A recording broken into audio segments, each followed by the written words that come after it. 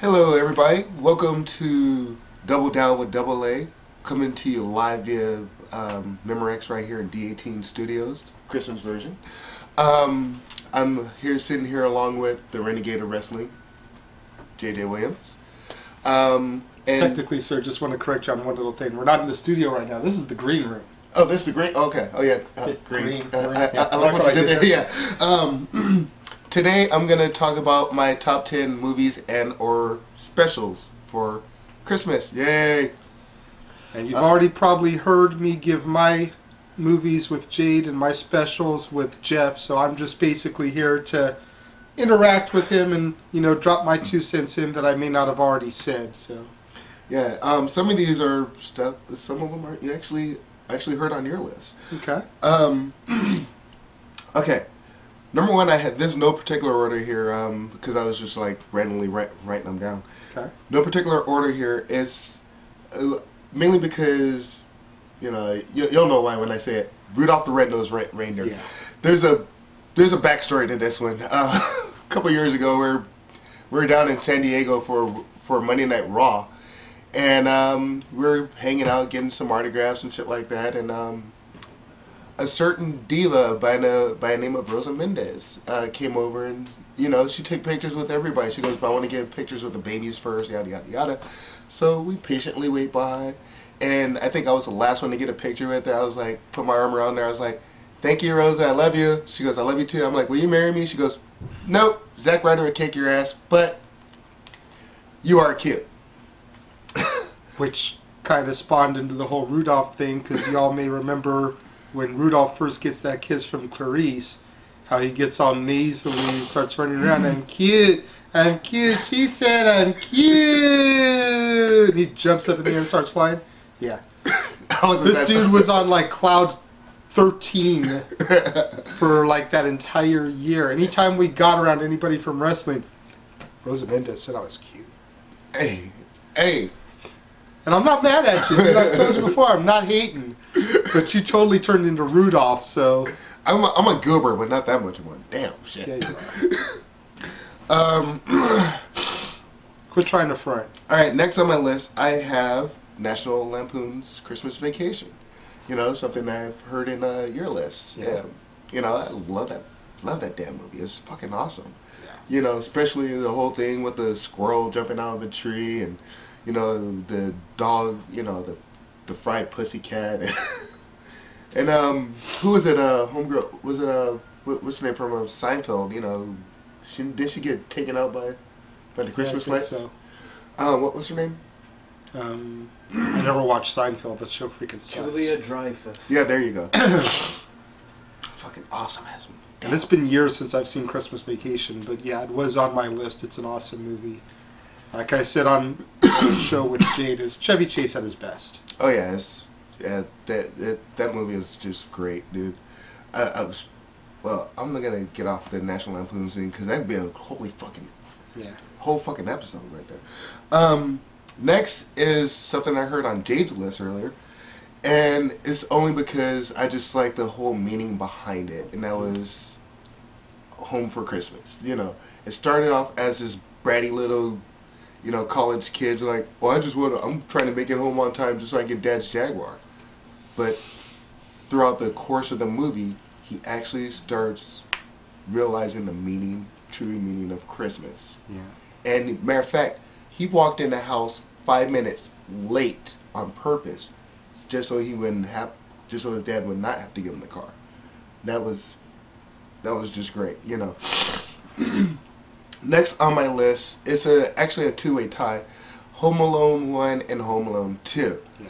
I noticed like nobody is saying Home Alone 3 and 4, and I think that like... They don't count. Yeah. I was going to say, I think pretty much everybody agrees that once Macaulay Culkin left the franchise, there were no more Home Alone. There's a 4? Yeah. I knew there was a 3. Yeah, there's a 4. Yeah. I don't even think the kid in 4 is the same kid in 3. I think it's even a different kid in that one. There's like no continuity past part 2. So in my opinion, they don't exist. Yeah, is it the same guy that directed the first 2? No, I don't even think John Hughes has his hands in it. Okay, alright, okay. Let's see. And Salma Hayek told us in Dogma that she didn't have her hands in it either. Or she's responsible for 19 of the top 20 grossing movies of all time. But that one with the kid left alone, had nothing to do with that. So you're laughing at a Dogma joke, and you can't stand Dogma. I hate that damn movie. Shit. Damn.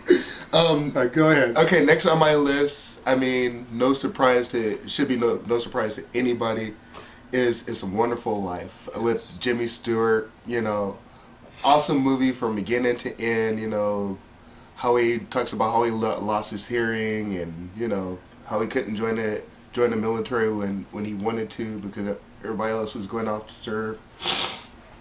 Great, loved it. You know, it's just where does he want, Mary? Do you want the moon, Mary? You can tie a lasso around. I'll tie a lasso around and pull it down. You know, great acting and the entire, you know, throughout. It's not even just a Christmas movie. I just love that damn movie. I'll watch it any time of the year.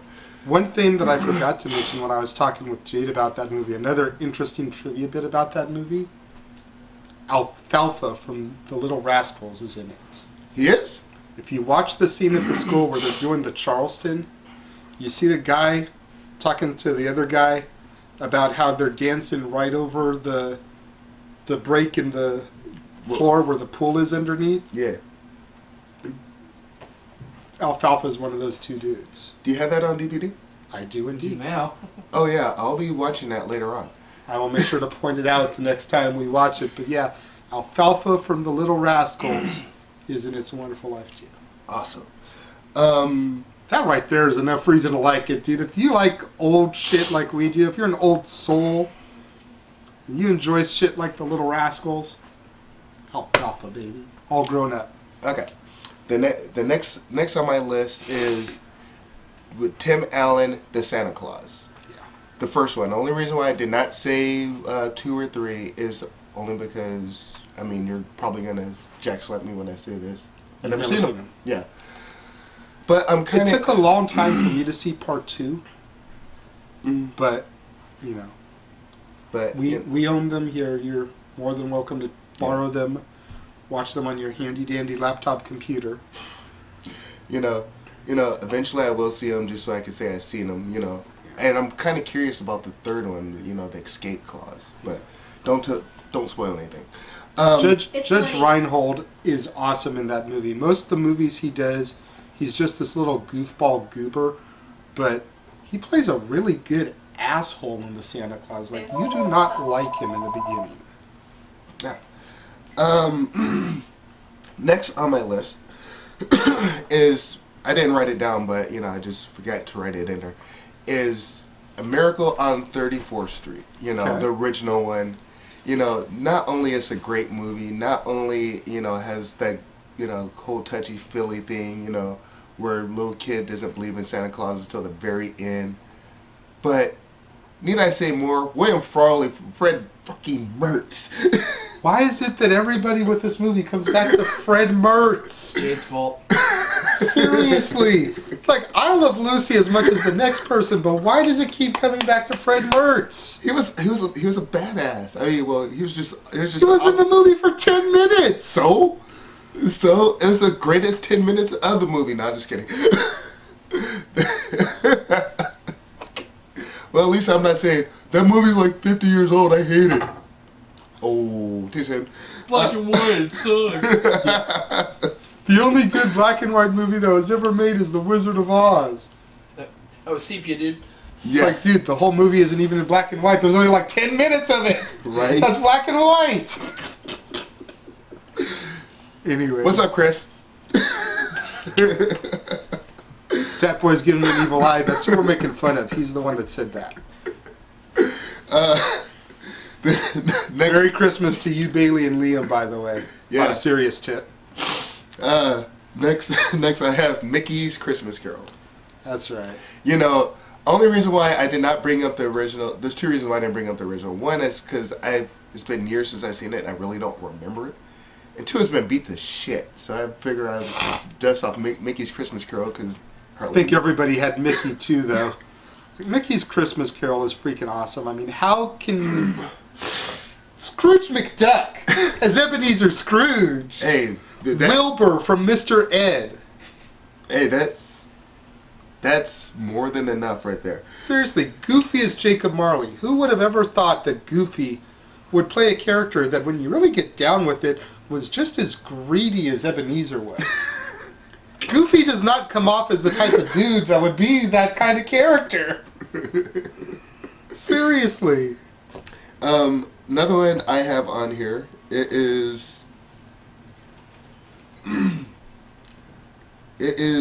actually one of yours too. Okay. It is A Brady Christmas. Okay. You know, I mean, the whole thing, you know, first they're talking about planning their second honeymoon. You know, you got Carol planning the second honeymoon this place, and Mike's planning the second honeymoon over here, and they both draw the money out the same account, just for the checks to bounce, and they put the money back in the account, and they say, you know what? Instead of our second honeymoon, darling, why don't we just bring the kids back? Didn't they do that for the first honeymoon? Here's the story. And it just kind of takes off from there. Antics ensue, right? Oh yeah. You know, plus you got, you know, Dr. Brady, you know, they come back with their wives and kids, and, you know, isn't that where Bobby gets injured, or? No? It's the next one. It's the next one? Okay.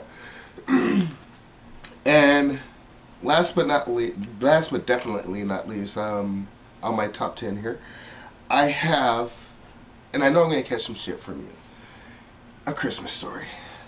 You know, my all-time favorite Christmas movie is just fucking awesome. I mean, it's more than just a kid that wants a BB gun.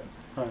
You know, I'm going to tell you a little backstory about this one. I mean, because I was pretty much little Ralphie in this picture. I was going to ask you to explain what it was about this that made it your #1 movie, because I mean, I know you've told me before, but being somebody who's really just a hater of the movie, I still don't get it. So I was little. Okay, this one particular year, I was little Ralphie, but my little Red Ryder BB gun was a cherry red bicycle that I've been trying to get for all fucking year. Okay. I hinted about it, did the same thing, circled ads, put them under, under my dad's pillow, circled the same ad, and put them next to my mom's coffee cup and her Bible before I walked out the door. Did the same damn thing for. First I started hinting around my birthday, didn't get it, right?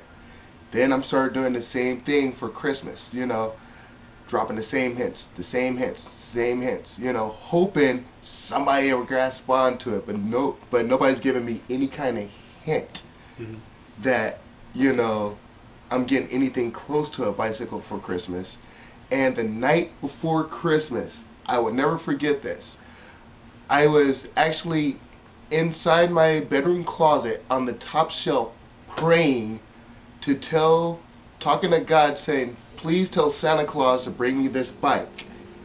My mom comes in the room to kiss me a good night, and she notices that I'm not in there. She's going frantic because she's like, where's Aaron? He's not in his room. She comes back in there. He goes, where is this boy? I said, I'm up here, Mom. She goes, what are you doing in that damn closet? I said, I wanted Santa Claus to bring my bicycle, so I was praying to God to tell him to bring it. He goes, but why are you on the top shelf? He goes, well, I wanted to get closer to heaven so you can hear me better. Well, I know it's kind of a stupid story. It's actually pretty cool. But the very next morning, I didn't see anything under the Christmas tree that was even look anywhere close to a bike. I'm starting to feel kind of heartbroken and all that. Then finally, my parents had it at my grandmother's house for like 3 months. I walk in, my dad goes, go to my bedroom. I left a gift for your sister, over by my dresser. I need you to go get it for me. I walk in there, and lo and behold, my sister's gift is in there, and it's sitting on the seat of a cherry red bicycle. They had it in my grandmother's garage for 3 fucking months. I cannot figure out for the life of me why my grandmother would not let me play in the garage every time I went to go visit grandma for the weekends. That's nice. We used to do stuff around here similar to that with people for like very, very special gifts. I remember when Stat Boy got his guitar, We did these little like folded up pieces of paper with clues, and there were like 8 or 10 clues. Send them to different parts of the house, even down to like the laundry room, the mailbox. Finally came up after the last clue, and bam, there was his acoustic guitar. Oh wow, that is great. And for honorable mention, is it's an episode. It's not a full movie. It's not a full-on movie, but Little House on the Prairie. The episode is Christmas They Never Forgot. It was, you got pretty much the cast. You got Laura and Mary, and they're all grown up. With their respective husbands, and you had neighbors. Over for Christmas dinner, and they're all sitting around the table telling their favorite Christmas stories. Just down home fun. Which is kind of what we've been doing on these shows. We've been telling you our favorites and the reasons why, telling you stories. Yeah. It was a pleasure sitting here and talking with you about this. Hey, it was a pleasure. You're welcome anytime to come on. All right. Till next time, I'm Double A. And I'm the Renegade of Wrestling, JJ Williams. And we are out.